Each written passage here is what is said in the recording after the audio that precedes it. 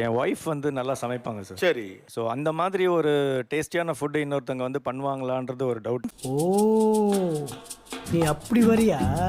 அவங்களுக்கு கால் வலிக்குதுன்றதுக்காக அந்த காய்கறி வெட்டி கொடுக்கறதுலாம் நான் இப்போ பண்ண ஆரம்பிச்சிட்டேன் சார். பெரிய விஷயம்யா. இல்லை, அம்மா வந்துட்டு சும்மா தான் இருக்காங்க. மீனிங் அம்மா அப்பா இல்லை.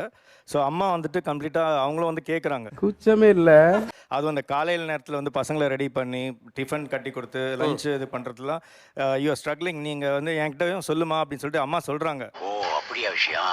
பட் என்ன சம் ரீசனுக்காக வந்துட்டு she is not giving that load to my sharing that work to my mom. என்ன ரீசன் தெரியல. செத்தப்பையில நாரப்பையில மூஞ்சி மாறையும் பார் பண்ணி போயிடலாம். அவங்களுக்கு ஹெல்த் இஷ்யூஸ் எல்லாம் இருக்கு.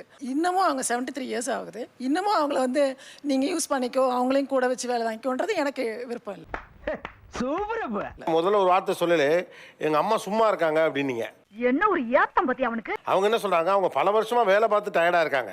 இப்ப மறுபடியும் சௌரியத்துக்காக அவங்கள திரும்ப திரும்ப நான் வேலை பார்க்க சொல்றது நியாயம் இல்லை அப்படிங்கிறாப்ல. அவங்க என்ன சொல்கிறாங்கன்னா, நான் வீட்டில் சும்மா தானே உட்காந்துட்டு இருக்கேன், எனக்கு வந்துட்டு பொழுது போகணும் இல்லையா, அதுக்கு வந்துட்டு நான் இந்த மாதிரி வேலை செஞ்சால் எனக்கு கொஞ்சம் பொழுது போகிற மாதிரி இருக்குது அப்படின்னு நான் சொல்கிறாங்க. அவன் இன்னும் திருந்தலமாமா. இப்போ உங்க அப்பா வந்து ஒரு 70 வயசுல வேலைக்கு போயிட்டே இருந்தாருன்னா நீங்க என்ன பண்ணுவீங்க? கண்டிப்பாக நான் ஒத்துக்க மாட்டேன். கண்டிப்பா ஒத்துக்க மாட்டீங்க. வேகமா சொல்றீங்கல்ல, ஏன் ஒத்துக்க மாட்டீங்க? அவர் பிடிச்சு தான் போறாரு. வீட்டில் சும்மா தானே இருக்கேன், அதுக்கு போயிட்டு இந்த வேலைக்கு போயிட்டு வரேன்னு சொன்னா நீங்க என்ன ஜென்ரலா செய்வீங்க? வேண்டாம் தான் சார். வேண்டாம் தான் சொல்லுங்க. அப்புறம் வேண்டாங்கிறீங்க. இல்லை, அவர் கஷ்டப்பட்டுட்டார் சார்.